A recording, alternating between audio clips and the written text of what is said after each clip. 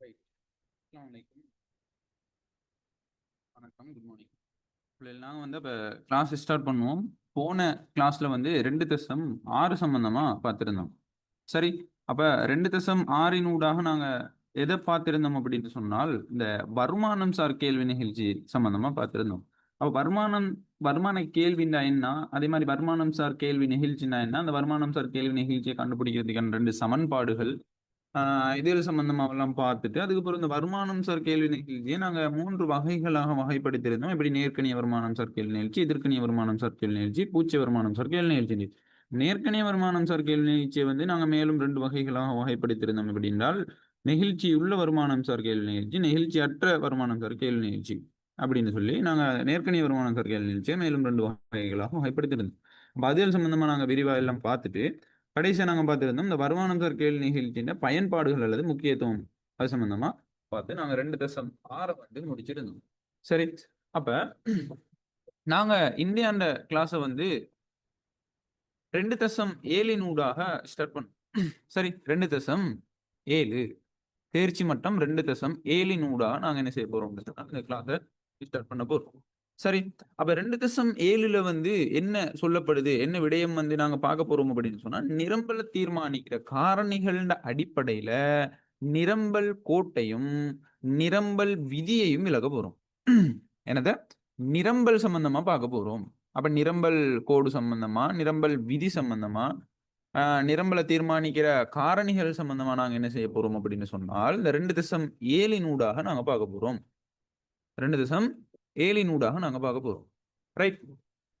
அப்ப இந்த 2.7 நாங்க நிரம்பல தீர்மானிக்கிற காரணி, அதே மாதிரி நிரம்பல் கோடு, நிரம்பல் விதி இது சம்பந்தமா விரிவா நாங்க பார்ப்போம். ரைட். அப்ப நிரம்பல் அப்படின்னு சொன்னா முதலாவது விடயம் நீங்க விளங்கிக் கொள்ள வேண்டிய, உள்வாங்கிக் கொள்ள வேண்டிய விஷயம் என்னன்னா நிரம்பல்.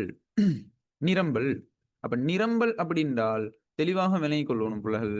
குறிப்பிட்ட ஒரு காலப்பகுதியில நிரம்பலுக்கு இன்னொரு பெயர் நாங்க சொல்லிலும் வளங்கள் அப்படின்னு சொல்லிடும். வளங்கள்னு சொன்னா உள்ளீடுகள், அந்த வளங்கள் இல்ல, வளங்கள், வளங்கிறது வளங்கள், வளங்கள் அப்படின்னு சொல்லிடும், சப்ளை.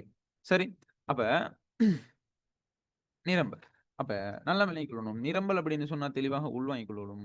ஒரு குறிப்பிட்ட காலப்பகுதியில நிரம்பல தீர்மானிக்கிற ஏனைய காரணி. சரி, நிரம்பல தீர்மானிக்கிற காரணிகள் அப்படின்னு சொல்லி போட்டு சில 7 காரணிகள் இருக்குது.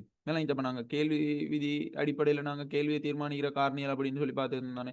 அப்ப நிரம்பல வந்து தீர்மானிக்கிற காரணிகள் என்ன, குறித்த பண்டத்தின் விலை, தொடர்புடைய பண்டத்தின் விலை, மூலப்பொருட்களின் விலை, தொழில்நுட்பம், உற்பத்தியாளர்களின் எதிர்பார்க்கை, அரசாங்கத்தின் கொள்கை, வேறு காரணி இப்படின்னு சொல்லி நிரம்பல தீர்மானிக்கிற காரணிகள் காணப்படுது.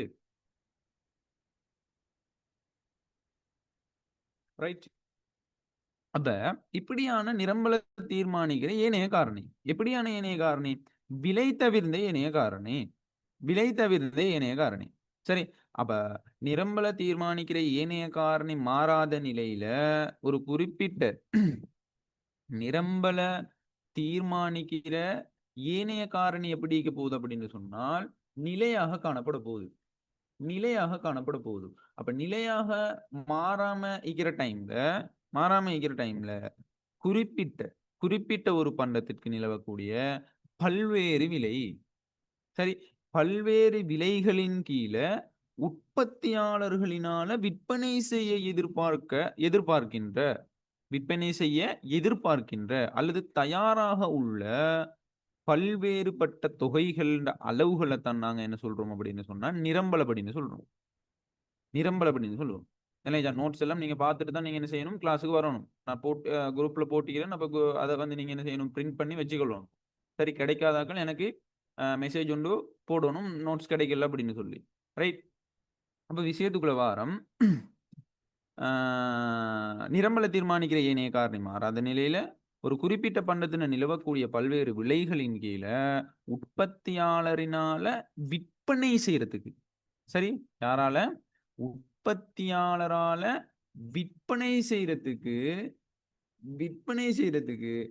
எதிர்பார்க்கின்ற, சரி, எதிர்பார்க்கின்ற அல்லது தயாராக உள்ள, ரைட், தயாராக உள்ள பல்வேறுபட்ட தொகைகள் அளவு, பல்வேறுபட்ட தொகைகளோட அளவைத்தான் நாங்க என்னன்னு சொல்றோம் நிரம்பல் அப்படின்னு சொல்றோம். நிரம்பல் அப்படின்னு சொல்றோம். நிரம்பல் அப்படின்னு சொல்றோம்.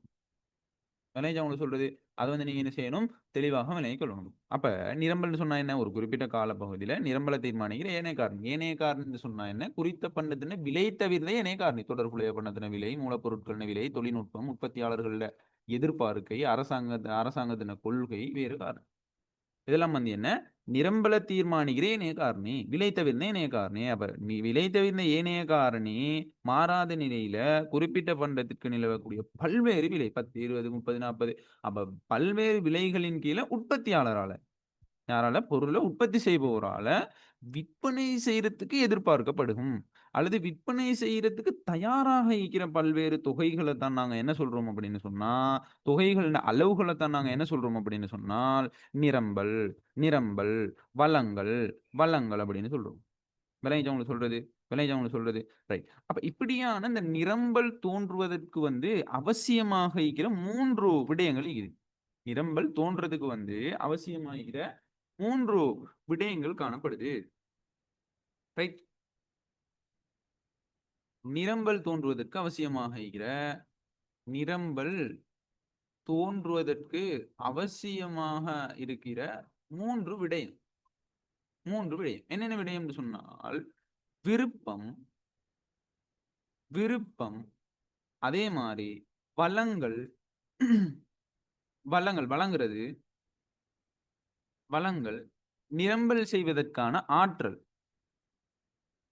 நிரம்பல் செய்வதற்கான ஆற்றல் அல்லது நிரம்பல் திட்டம் அப்படின்னு சொல்றது.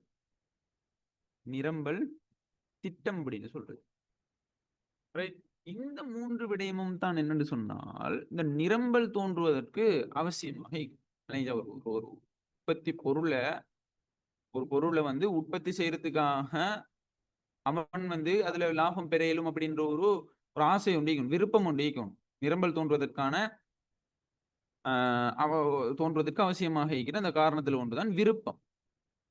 விருப்பம் அதே மாதிரி வளங்கள், அந்த வளங்கிற விளங்கி சொல்றது. அதாவது நாங்க நிரம்பல் அப்படின்னு சொன்னா என்னன்னு பார்த்திருந்தோம், மாறாத நிலையில நிரம்பல தீர்மானிக்கிற இணைய காரணி மாறாத நிலையில குறிப்பிட்ட பண்டத்துக்கு நிலவக்கூடிய பல்வேறு விலைகளின் கீழ் உற்பத்தியாளரான விற்பனை செய்ய எதிர்பார்க்கின்ற, அப்ப தயாராக உள்ள பல்வேறுபட்ட தொகைகள். அப்ப நிரம்பலுக்கு இன்னொரு பேரும் என்ன, வளங்கள். வளங்குறது சப்ளை பண்றது, சப்ளை அப்படின்ற ஒன்று விடயம் ஒன்றிக்கும். அப்ப அப்படியாக இருக்கிற டைம்ல தான் நிரம்பல் தோன்றுவதற்கு, நிரம்பல் தோன்றும், நிரம்பல் தோன்றும். அப்ப விருப்பம் ஒன்றிக்கணும், வளங்கள் அப்படின்ற ஒன்றிக்கணும், அதே மாதிரி நிரம்பல் செய்யறதுக்கான ஆற்றலிக்கும். இப்ப நிரம்பல் செய்யறதுக்கான ஆற்றல் அப்படின்னு சொன்னா என்ன, பொருளை வந்து உற்பத்தி செஞ்சு அதை வந்து விற்பனை செய்யறதுக்கு தயாரா வைக்கிற அளவுக்கு அந்த பொருள்ல மூலப்பொருட்கள் ஈக்கணும், அதாவது மூலப்பொருட்கள், அந்த முடிவு பொருட்களாக ஆக்குற அந்த திட்டங்கள் ஈக்கணும், சக்திகள் ஈக்கணும். அது அந்த முடிவு பொருட்களாகிற டைம்ல அதுக்கு தேவையான அனைத்து விடயங்களும் அவங்களுக்கு வந்து காணப்படும், ஊழியர்கள் காணப்படும். விளைஞ்சா சொல்றது நிலம், உழைப்பு, மூலதனம், முயற்சியாண்மை என்ற அந்த உற்பத்தி காரணிகள் காணப்படும். விளைஞ்சா அப்ப நிரம்பல் செய்யறதுக்கான ஆற்றல், அந்த அந்த உற்பத்தி காரணியில ஒன்றிணைச்சு அதை வந்து முடிவு பொருட்களாக மாத்துறதுக்கான சக்தி காணப்படும். விளங்கிச்சா? அப்ப நிரம்பல் செய்யறதுக்கான ஆற்றல் அல்லது நிரம்பலுக்கான திட்டத்தை நாங்க வச்சுக்கணும். அப்படி காணப்பட்ட டைம்ல தான் நிரம்பல் தோணும். அப்ப நிரம்பல் தோன்றதுக்கு அவசியமானவைகள் என்னன்னு சொன்னால் விருப்பம், வளங்கள், நிரம்பல் செய்யறதுக்கான ஆற்றல் அல்லது நிரம்பல் திட்டம். நிரம்பல் திட்டம் அப்படின்னு சொல்றது. இது 3 விடயமும் என்னென்றால் நிரம்பல் தோன்றுவதற்கு அவசியமானவை. விருப்பம், வளங்கள், நிரம்பல் செய்வதற்கான ஆற்றல் அல்லது நிரம்பல் திட்டம் அப்படின்னு சொல்றோம். நிரம்பல் திட்டம் அப்படின்னு சொல்றோம். ரைட். அப்ப அடுத்த விஷயத்துக்குள்ள வாரம், அடிப்படை அந்த நிரம்பல் சம்பந்தமான அடிப்படையான விஷயங்களை வந்து ஆராய்ஞ்சிட்டு வரோம். நிரம்பல்னா என்னன்னு பார்த்தோம், நிரம்பல் தோன்றுவதற்கு அவசியமான விடயங்கள் என்னன்னு பார்த்தோம். அதே மாதிரி நாங்க இப்ப பார்க்க போறோம் என்னண்டா நிரம்பல்ட வகைகள். நிரம்பல்ட வகைகள்.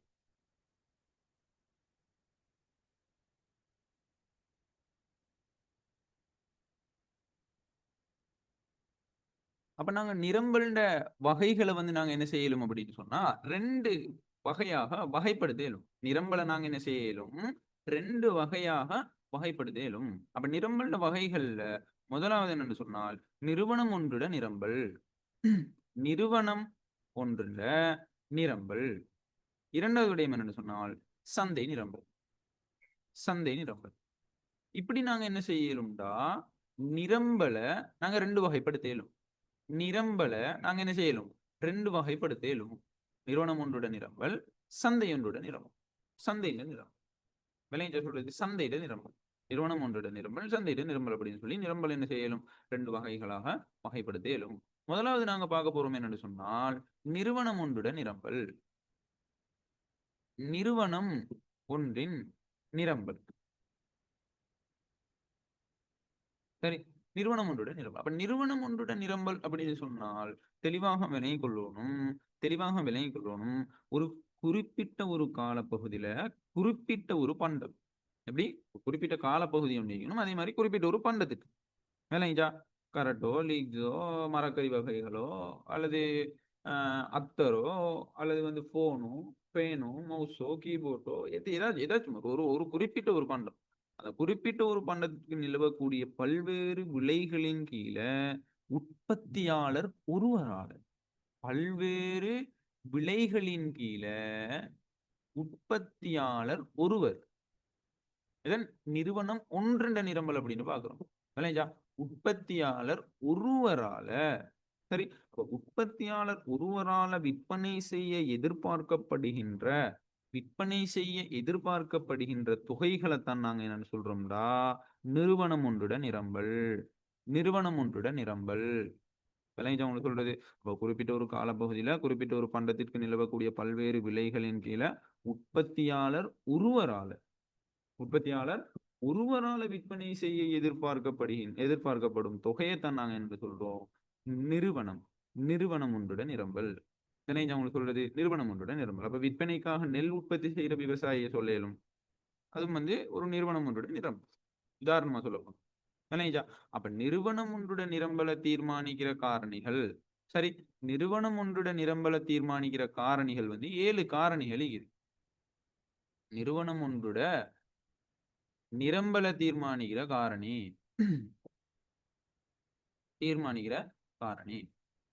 ரைட். அப்ப நிறுவனம் ஒன்றுட நிரம்பல தீர்மானிக்கிற காரணிகள் என்னன்னு சொன்னால் குறித்த பண்டத்தின் விலை, தொடர்புடைய பண்டங்களோட விலை, மூலப்பொருட்களோட விலை, அதே மாதிரி வந்து தொழில்நுட்பம், அதே மாதிரி உற்பத்தியாளர்களோட எதிர்பார்க்கை, அதே மாதிரி வந்து அரசாங்கத்தின் கொள்கைகள், வேறு காரணிகள் அதர்ஸ். சரி, இப்ப குறித்த பண்டத்தின் விலை, தொடர்புடைய பண்டத்தின் விலை, மூலப்பொருட்களின் விலை, தொழில்நுட்பம், உற்பத்தியாளர்களுடைய எதிர்பார்க்கை, அதே மாதிரி அரசாங்கத்தின் கொள்கைகள், வேறு காரணிகள். இதெல்லாம் என்னடா நிறுவனம் ஒன்றுடன் நிரம்பல தீர்மானிக்கிற காரணி. நிறுவனம் ஒன்றுடன் நிரம்பல தீர்மானிக்கிற காரணிகள் உங்களுக்கு சொல்றது. அப்ப இதை வந்து நீங்க என்ன செய்யணும், தெளிவாக விளைவிக்கணும். அப்ப நிறுவனம் ஒன்றுடன் நிரம்பல்னா என்னன்னு பார்த்துட்டோம், சரியா. அப்ப குறித்த பண்டத்தின் விலை எவ்வளவு போகுது, தொடர்புடைய பண்டத்தின் விலை, மூலப்பொருட்களோட விலை, தொழில்நுட்பம், உற்பத்தியாளர்களுடைய எதிர்பார்க்கை, அரசாங்கத்தின் கொள்கைகள், வேறு காரணிகள், இதெல்லாம் வந்து நிறுவனம் ஒன்றுடன் நிரம்பலை தீர்மானிக்க போகுது. விளைஞ்சா எவ்வளவு விலை போகுதோ அந்த அளவு எவ்வளவு லாபம் கிடைக்குமோ அந்த அளவு வந்து அவன் என்ன செய்வான், இவ்வளவு லாபம் கிடைக்கும், இவ்வளவு பொருட்களை எங்களுக்கு உற்பத்தி செய்யணும் அப்படின்ற அடிப்படையில் அதாவது உற்பத்தி செய்வான் பொருளை. தொடர்புடைய பண்டத்தின விலை, மூலப்பொருட்களின விலை, விளைஞ்ச சொல்றது, மூலப்பொருட்களின விலை வந்து அதிகமாக காணப்பட்டுச்சு அப்படின்னு சொன்னா குறைவான உற்பத்தியை தான் செய்யலும். அதே மாதிரி குறைவான உற்பத்தியை செய்யற டைம்ல நிரம்பல் வந்து குறைவடையும். அப்ப நிரம்பலை தீர்மானிக்குது. விளைஞ்ச அதே மாதிரி தொழில்நுட்பம், உற்பத்தியாளர் எதிர்பார்க்கை, அரசாங்கத்தினை கொள்கைகள், வேறு இதெல்லாம் என்ன நிறுவனம் ஒன்றோட நிரம்பல தீர்மானிக்கிற காரணி. நிறுவனம் ஒன்றோட நிரம்பல தீர்மானிக்கிற காரணி. சரி, அப்ப அடுத்ததான் நாங்க பார்க்க போறோம் என்னன்னு சொன்னால் சந்தையின் நிரம்பல். சரி, சந்தையின் நிரம்பல் நல்லா விளைக்கணும். நிறுவனம் ஒன்றோட நிரம்பலுக்கும் சந்தையின் நிரம்பலுக்கும் இடையிலான டிஃபரண்ட் நீங்க என்ன செய்யணும், தெளிவாக விளங்கிக் கொள்ளணும். சந்தையில நிரம்பல்.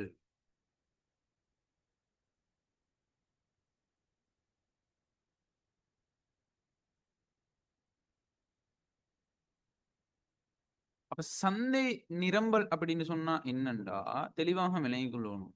ஒரு குறிப்பிட்ட காலப்பகுதியில குறிப்பிட்ட ஒரு பண்டத்துக்கு நிலவக்கூடிய பல்வேறுபட்ட விலைகளின் கீழே பல்வேறுபட்ட விலைகளின் கீழே சந்தைகள்ல ஈக்கிற உற்பத்தியாளர் அனைவரால், விளைஞ்ச சொல்றது சந்தையில் உள்ள உற்பத்தியாளர் அனைவரால். இதுதான் நினைக்கிற டிஃபரெண்ட். அதாவது நிறுவனம் ஒன்றோட நிரம்பலுக்கும் சந்தையின நிரம்பலுக்கும் நிற்கிற டிஃபரெண்ட் என்ன, அதாவது நிறுவனம் ஒன்றோட நிரம்பல் உற்பத்தியாளர் ஒருவரால. ஆனா அதாவது சந்தையின நிரம்பல் அப்படின்னு சொல்ல போகல, குறிப்பிட்ட ஒரு காலப்பகுதியில குறிப்பிட்ட ஒரு பண்டத்திற்கு நிலவக்கூடிய பல்வேறு விலைகளின் கீழே சந்தைகளில் உள்ள உற்பத்தியாளர் அனைவரினாலும் விற்பனை செய்ய எதிர்பார்க்கின்ற மொத்த தொகையை தான் நாங்க என்ன சொல்றோம், சந்தையின நிரம்பல். விற்பனை செய்ய எதிர்பார்க்கின்ற மொத்த தொகை விளைஞ்ச உங்களுக்கு சொல்லுது. அப்ப குறிப்பிட்ட ஒரு காலம் பகுதியில் குறிப்பிட்ட ஒரு பண்டத்திற்கு பல்வேறு விலைகளின் கீழே சந்தையில் இருக்கிற எல்லாரும், சந்தையில் இருக்கிற அந்த உற்பத்தியாளர்கள் அனைவரினாலும் விளைஞ்ச சொல்லுது. அப்போ ஒவ்வொரு உற்பத்தியாளர், அந்த சந்தையில் இருக்கிற அவ்வளோ உற்பத்தியாளர்கள் உற்பத்தி தொகைகளையும் விற்பனை செய்யறதுக்கு எதிர்பார்க்கப்படுகின்ற தொகைகளையும் கூட்டவாறு தான் அந்த உற்பத்தியாளர்கள் அனைவரினாலும், அதாவது சந்தையின நிரம்பல் அப்படின்னு சொல்லுவோம்.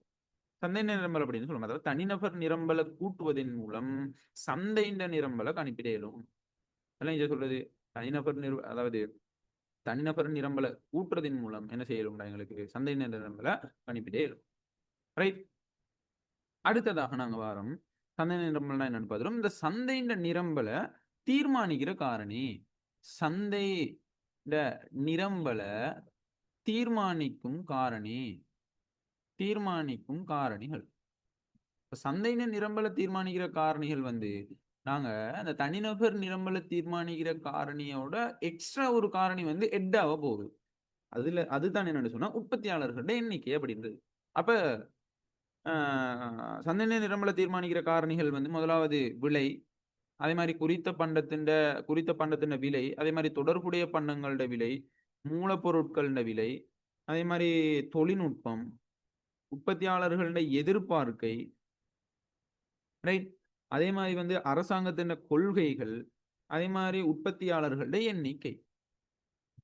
சரி, உற்பத்தியாளர்களுடைய எண்ணிக்கை இதுதான் இந்த தனிநபர் நிரம்பல, ஒரு நிறுவனத்தின நிரம்பல தீர்மானிக்கிற காரணிக்கும் சந்தையின நிரம்பல தீர்மானிக்கும் காரணிக்கும் இடையிலான டிஃபரண்ட் இந்த உற்பத்தியாளர்களுடைய எண்ணிக்கை. ஏன்னா நாங்க இதுல பாக்குறோம் தானே, உற்பத்தியாளர் அனைவரினாலும் விற்பனை செய்யறதுக்கு எதிர்பார்க்கப்படுகின்ற மொத்த தொகைகளை தான் நாங்க சந்தையின நிரம்பல் அப்படின்னு பாக்குறோம். அப்ப சந்தையின நிரம்பலை தீர்மானிக்கிற காரணிகள் உற்பத்தியாளர்களுடைய எண்ணிக்கை எவ்வளவு இருக்கிறாங்க, எவ்வளவு பேர் உற்பத்தி செய்யறாங்க, அந்த அடிப்படையில தானே அவ்வளவு. இப்போ உதாரணமா 5 பேர் உற்பத்தி செய்யறாங்கன்னு சொன்னா, ஒரு சந்தையில 5 பேர் காணப்படுறாங்க, டோட்டலா 5 பேர் உற்பத்தி செய்யறாங்கன்னா ஏன்ற நபர், பீன்ற நபர், சீன்ற நபர், டீன்ற நபர், ஈன்ற நபர் எடுப்போமே. அப்ப ஏன்ற நபர் 10 அலகுகளை, பீன்ற நபர் 20 அலகுகளை, சீன்ற நபர் 10 அலகுகளை, டீன்ற நபர் ஒரு 20 அலகுகளை, ஈன்ற நபர் ஒரு 30 அலகுகளை உற்பத்தி செய்யறாங்க.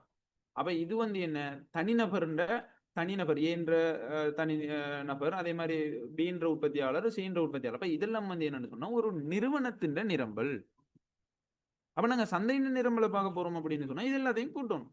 10, 20, 30, 40, 40, 20, 60, 90. விளைஞ்சா 90 அப்படின்றது தான் சந்தையின் நிரம்பல். அப்ப தனிநபர் நிரம்பலை கூட்டுறதின் மூலம் சந்தை நிரம்பலை என்ன செய்யலும், கணிப்பிடலும். சரியா? அப்ப உற்பத்தியாளர்கள் 5 பேர் காணப்படுறாங்க.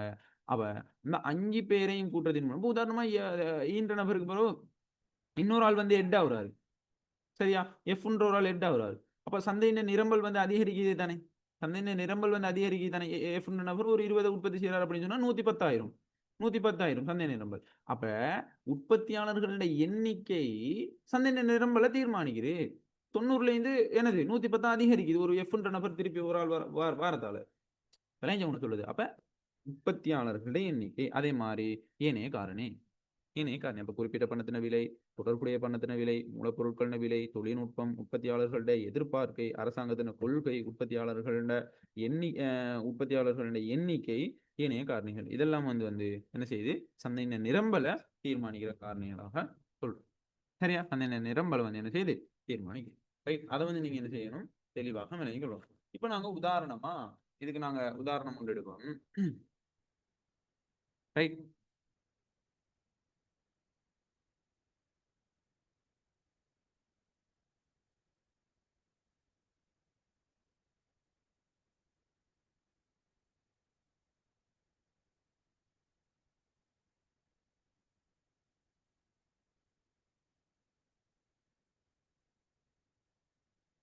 இப்ப விலை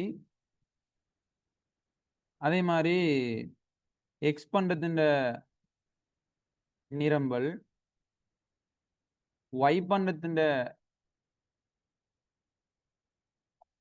நிரம்பல் இதுல வந்து சந்தைன நிரம்பல் சந்தைன நிரம்பல் சரியா இப்படி வரும். இப்ப விலை வந்து ரைட் விலை வந்து 20 ரூபாயில இருந்து சரி நல்லா விளங்கிக் கொள்ளணும். சொல்லப்பட்ட விடயங்களை வந்து தெளிவாக விளங்கிக் கொள்ளணும். விலை வந்து என்ன நடக்குதுன்னு சொன்னா 20 ரூபாயில இருந்து 40 ரூபாயா அதிகரிக்குது. நாங்க நிரம்பல் விதின்னு சொல்லி ஒரு விடயம் பார்க்க வேண்டியிருக்குது. அதை நாங்க இதுக்கப்புறம் பார்ப்போம். என்னன்னு சொன்னா நிரம்பல் விதி நேர்க்கணிய தொடர்பை காட்டுது. அதாவது பொருளுண்ட விலைக்கும் நிரம்பல் தொகைக்கும் இடையிலான தொடர்பு வந்து நேர்க்கணிய தொடர்பு. விலை அதிகரித்தா நிரம்பல் தொகையும் வந்து அதிகரிக்கும். சரி, அப்ப விலை வந்து 20 ஆகிக்கிற டைம்ல எக்ஸ் பண்டத்தின நிரம்பல் 100, விலை வந்து 40 அதிகரிக்கிற டைம்ல எக்ஸ் பண்டத்தின நிரம்பல் வந்து 200. சரியா, அப்ப இப்படி ஏன் விலை வந்து அதிகரிக்கிறதால நிரம்பல் வந்து அதிகரிக்குது அப்படின்னு சொன்னா விலை அதிகரிச்சா லாபம் அதிகரிக்கும். லாபம் அதிகரிச்சா உற்பத்தியாளன் வந்து எப்படி யோசிப்பான், லாபம் அதிகமாகிக்குது நாங்க உற்பத்தியை கூட்டுவோம் அப்படின்னு சொல்லி உற்பத்தியை அதிகரிப்பான்.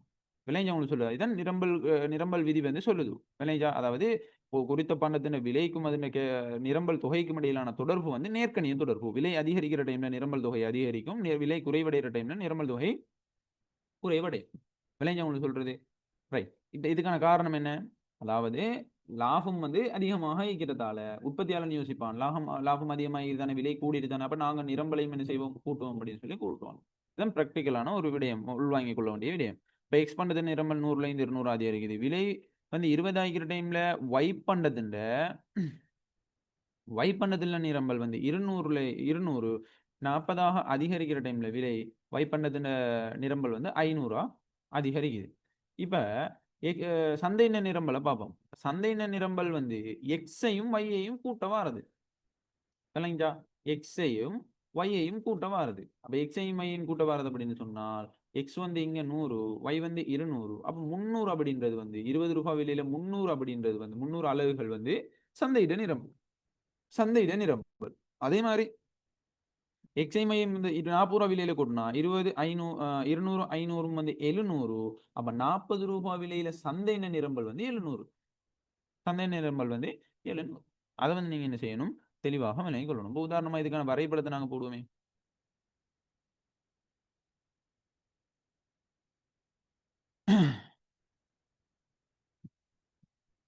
100 200 300 400 500 600 700.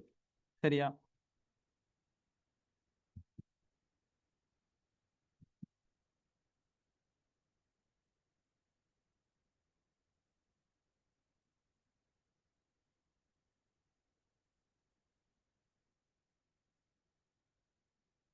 இதுல வந்து விலை 40 வரங்காட்டியும் போகுது. 10 20 30 40.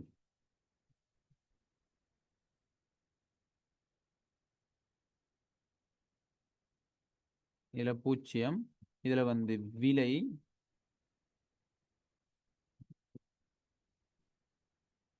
இதுல கியூஸ் நிரம்பல் தொகை. ரைட். இப்ப நாங்க பாக்குறோம் ரைட். இப்ப எக்ஸ் பண்றதுன நிரம்பல் கோட்டை நாங்க எடுக்க போறோம். எக்ஸ் பண்றதுன நிரம்பல் கோடு எடுக்கிறதா இருந்தா விலை வந்து 20. விலை வந்து 20ல கே நிரம்பல் தொகை பாருங்க 100. அப்ப 100க்கும் 20க்கும் இடையில ஒரு ஒரு என்ன செய்ய போறோம், ஒரு டொட்டனை போட போறோம். ரைட். அதே மாதிரி விலை வந்து 40 அதிகரிக்கிற டைம்ல எக்ஸ் பண்டத்தின நிரம்பல் வந்து 200. அப்ப விலை வந்து 40 ஆகிற டைம்ல எக்ஸ் பண்டத்தின நிரம்பல் 200. அப்ப இதுதான் வந்து என்னன்னு சொன்னா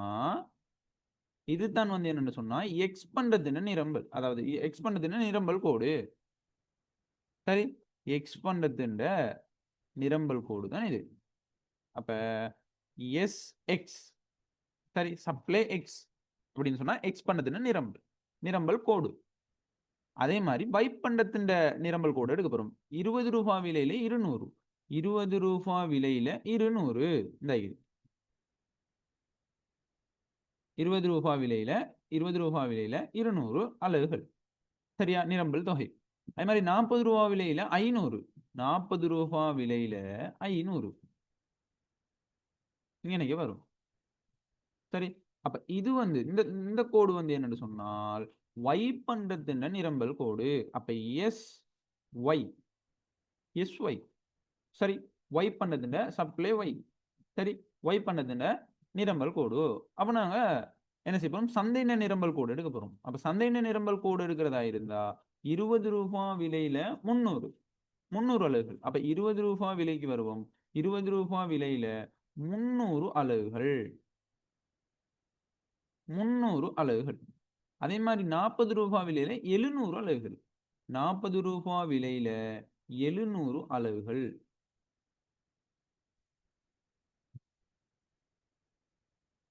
இந்த சரியா, நேரம் வரைங்க. இதான் வந்து என்னன்னு சொன்னால், அதாவது சந்தை நிரம்பல் வலை, சந்தை நிரம்பல் கோடு. அப்ப சந்தை நிரம்பல் கோடுனா S X plus Y, X plus Y. சரியா, இதான் சந்தை நிரம்பல் அப்படின்னு சொல்றது. சரியா, சப்ளை எக்ஸ் பிளஸ் ஒய், அதாவது எக்ஸையும் ஒய்யையும் கூட்ட வர்றது சந்தை நிரம்பல். சந்தை நிரம்பல் தான் நாங்கள் என்ன செய்யறோம், எக்ஸ் இது 3வது கோட்டின் மூலமா காட்டுறோம். இல்லையா? அப்ப இப்படிதான் வந்து நாங்க இந்த நிரம்பல் கோடுகளை வந்து உருவாக்குறது. சரி, அதை வந்து நீங்க என்ன செய்யணும், தெளிவாக விளங்கிக் கொள்ளணும். ரைட், இப்ப நாங்க அடுத்த விஷயத்துக்குள்ள வாரம். இது விளங்கிச்ச சொன்னா அடுத்த டொபிக்குள்ள வாரம். இந்த நிரம்பல் தொழிற்பாடு அல்லது நிரம்பல் சார்பு, நிரம்பல் தொழிற்பாடு அல்லது நிரம்பல் சார்பு.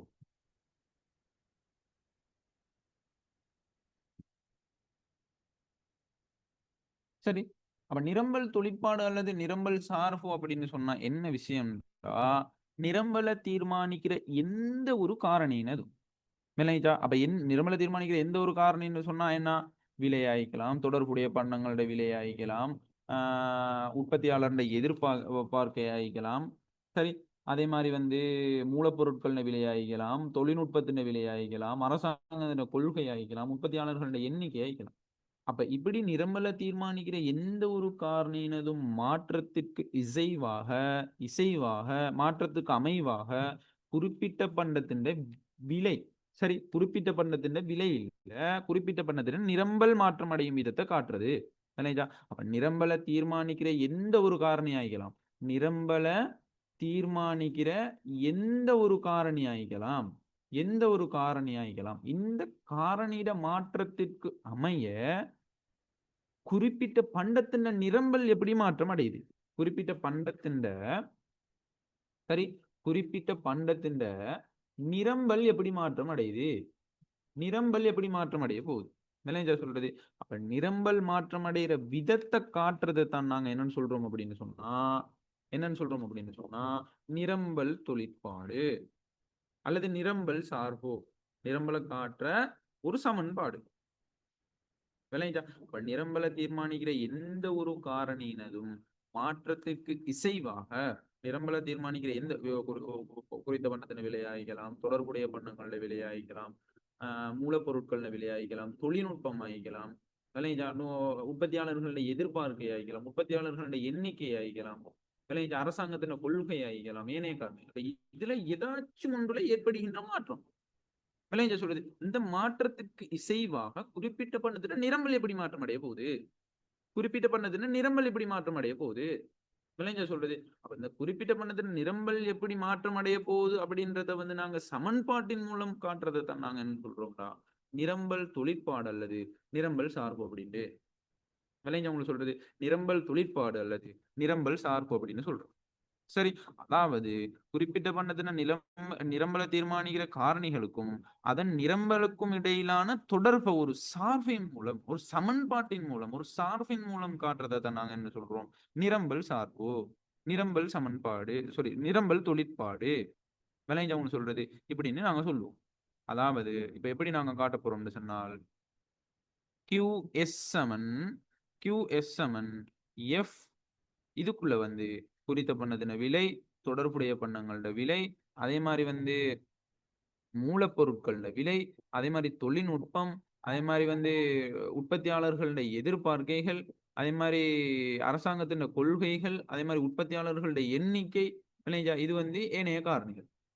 ஏனைய காரணிகள் இதெல்லாம் வந்து நாங்க என்ன செய்ய போறோம், இப்படி ஒரு சார்பின் மூலம் காட்டுறதை தான் நாங்க என்ன சொல்றோம் அப்படின்னு சொன்னா நிரம்பல் தொழிற்பாடு அல்லது நிரம்பல் சார்பு. விளைஞ்ச உங்களுக்கு சொல்றது அதாவது அதாவது குறிப்பிட்ட பண்டத்தின நிரம்பலை தீர்மானிக்கிற காரணிக்கும் அதன் நிரம்பலுக்கும் இடையிலான தொடர்பு ஒரு சார்பின் மூலம் காட்டுறதை தான் நிரம்பல் தொழிற்பாடு அல்லது நிரம்பல் சார்பு அப்படின்னு சொல்லுவோம். விளைஞ்சவங்களுக்கு சொல்றது அதை வந்து நீங்க என்ன செய்யணும், தெளிவாக விளங்கிக் கொள்ளணும். தெளிவாக விளங்கிக் கொள்ளணும். ரைட். அடுத்ததாக நாங்க பார்க்க போறோம் என்னன்னு சொன்னா நிறுவனத்தின் நிரம்பல் சார்பு, சந்தையின் நிரம்பல் சார்பு. இப்ப நிரம்பல் சார்புன்னா பொதுவா என்னன்னு பார்த்தோம். விளைஞ்ச சொல்றது அப்ப நாங்க இப்ப நிறுவன நிரம்பல் சார்பையும் சந்தையின் நிரம்பல் சார்பையும் வேற வேறையா பார்க்க போறோம். ரைட். அடுத்த பேஜுக்குள்ள போவோம்.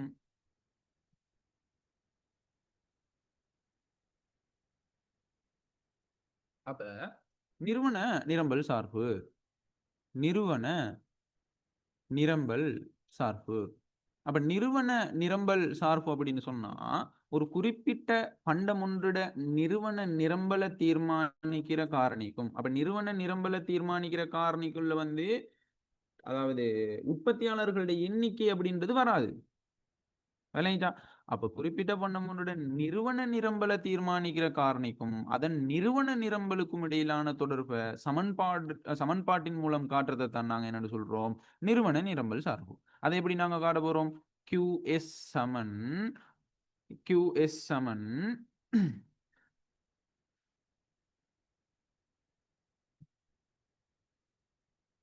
P விலை, தொடர்புடைய பண்டங்களோட விலை, மூலப்பொருட்களோட விலை, தொழில்நுட்பம், அதே மாதிரி உற்பத்தியாளர்களோட எதிர்பார்க்கை, அரசாங்கத்தின் கொள்கை, ஏனைய காரணம். அதே மாதிரி இதுதான் இப்படித்தான் நாங்க என்ன செய்யறது அப்படின்னு சொன்னா நிறுவனத்தின் நிரம்பல் சார்பை காட்டுறது, நிறுவனத்தின் நிரம்பல் சார்பை காட்டுறது அல்லது நிறுவனத்தின் நிரம்பல் தொழிற்பாடை காட்டுறது. எஃப் அப்படின்றது சொல்றது ஃபங்க்ஷன். ஃபங்க்ஷன் என்ன, தொழிற்பாடு. தொழிற்பாடு அப்படின்றதுக்காக அந்த ஃபங்க்ஷனுக்கு எஃப் போடுறோம். சரி. அப்ப நிறுவன நிரம்பல் சார்பு. அடுத்ததாக நாங்க பார்க்க போறோம் சந்தையின் நிரம்பல் சார்பு. சந்தையின் நிரம்பல் சார்பு. சந்தையின் நிரம்பல் சார்பு. அப்ப சந்தையின் நிரம்பல் சார்பு நாங்க சந்தையின் நிரம்பல் சார்புனா என்னன்னு முதலாவது விளங்கிக்கணும். குறிப்பிட்ட பண்டம் ஒன்றுட சந்தை நிரம்பலை தீர்மானிக்கிறது, தீர்மானிக்கிற காரணிக்கும் அதன் சந்தை நிரம்பலுக்கும் இடையிலான தொடர்பு அது சமன்பாட்டின் மூலம் காட்டுறது.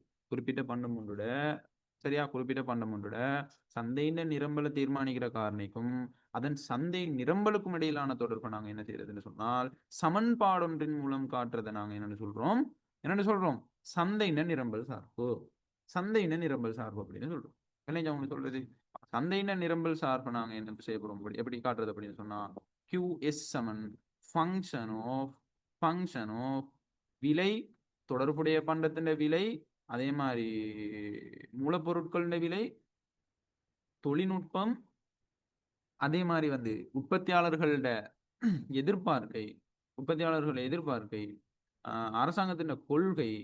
இதுல எக்ஸ்ட்ரா இந்த நிறுவன நிரம்பல் சார்போட சந்தை நிரம்பலை பார்க்குற டைம்ல எக்ஸ்ட்ரா ஒரு விடயம் மாதிரி தான் என்ன என்ன விடயம் என்ன விடயம் உற்பத்தியாளர்களுடைய எண்ணிக்கை. சரி, உற்பத்தியாளர்கள் எண்ணிக்கை ஏனைய காரணம். சரியா, இப்படித்தான் நாங்க என்ன செய்வோம் அப்படின்னு சொன்னால் சந்தையின நிரம்பல் சார்பை காட்டுவோம். சந்தையின நிரம்பல் சார்பை காட்டுவோம். இதுதான் சிம்பிளான விஷயம். அதாவது சந்தையின நிரம்பல் சார்புனா என்ன, குறிப்பிட்ட பணம் ஒன்றுட சந்தையின நிரம்பலை தீர்மானிக்கிற காரணிக்கும் அதன் சந்தையின நிரம்பலுக்கும் இடையிலான தொடர்பு நாங்க என்ன செய்ய போறோம்டா சமன்பாடு மூலம் காட்டுறது. சமன்பாடு மூலம் காட்டுறது. இதுதான் நாங்க சந்தை நிரம்பல் சார்பு அப்படின்னு சொல்றோம். ரைட்.